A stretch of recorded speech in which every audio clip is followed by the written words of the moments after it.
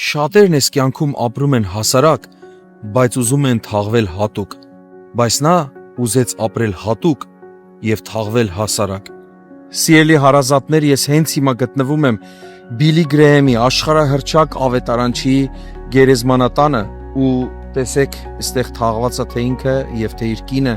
ու ինքը հատուկ հանձնարարել է, որ իր գերեզմանը պետք է լինի շատ հասարակ ու աղքատիկ։ Գիտեք, ապրել է մի կյանքով, որը շատ հատուկ է, բայց իր գերեզմանը շատ հասարակ։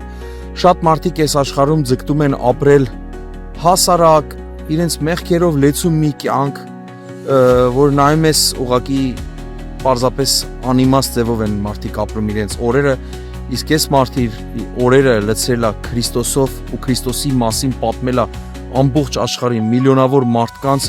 այնքան հարաճանաչ է եղել, որի մոտ եկել են խորհրդի համար նույնիսկ երկրի նախագահներ են, խորհրդական է եղել նախագահների ու երբ որ նրան առաջարկել են, որ նույնիսկ դառնա նախագահ, ասել է ինձ պետք չի իջնել այդ աստիճանի, որ Աստծո տված այդ մեծ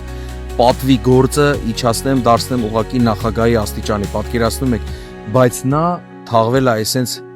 պարզ ու հասարակ գերեզմանատանը։ Եկեք մի հետաքրքիր ուղերձ ստանանք սրանից։ Չապրենք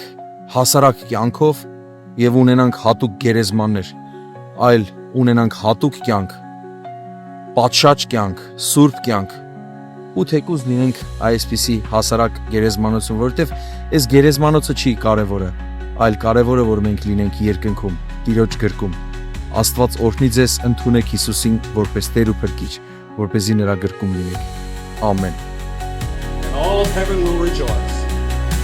You come. We're going to wait on you. Men, women, young people.